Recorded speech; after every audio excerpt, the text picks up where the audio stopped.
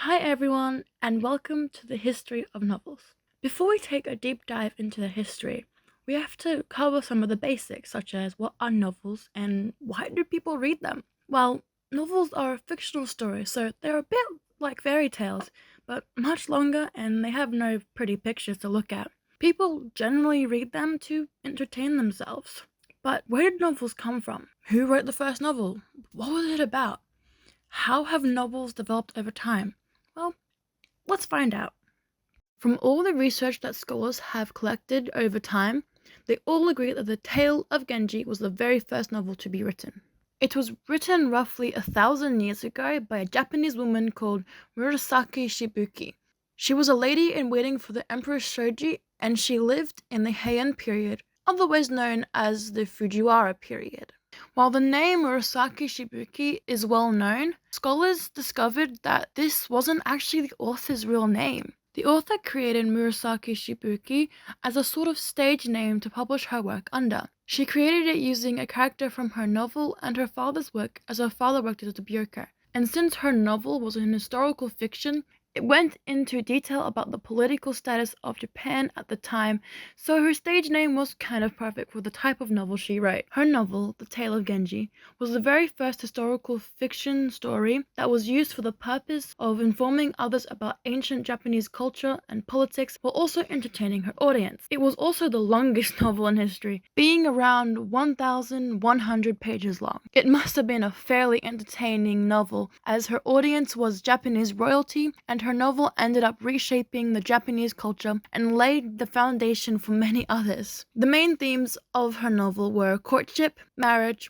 roles of women, communication modes, and aesthetic perception. Considering the fact that The Tale of Genji was about Japanese politics back in the ancient times, I think it's time for a little fun fact. Did you know that in ancient time, Japanese politics relied on women? So if you wanted power, you would marry the emperor or empress's mother to become the grandfather of the heir to the throne. Crazy, right? But what's even crazier is the fact that The Tale of Genji formed the foundation for so many cultures that are known today and is still a major inspiration for many people. In fact, some movies and TV shows that are around today are based off this very novel. The Tale of Genji paved the way for new and inspiring novels to be written and created as an escape for the audience while also making learning fun.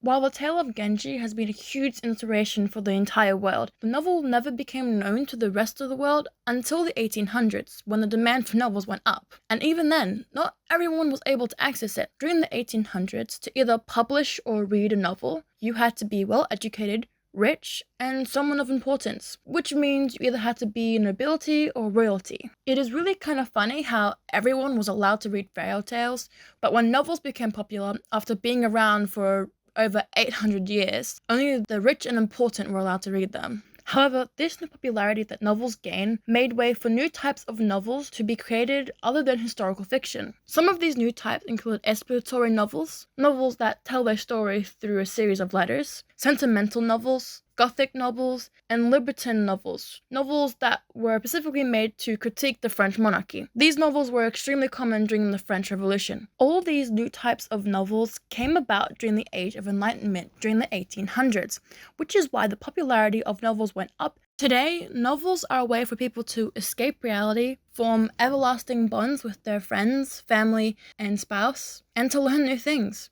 They can also form our way of thinking and how we view politics, while also promoting our critical thinking. Lucky for us, there are no requirements to be an author in this day and age, so as long as you have the money, you can publish your work. Novels nowadays are used typically for these three purposes: to educate people, to entertain, or both, just like Shibuki's novel, The Tale of Genji. Anyway, that is all for today. Please like, share, and subscribe. Every little bit helps. Bye bye!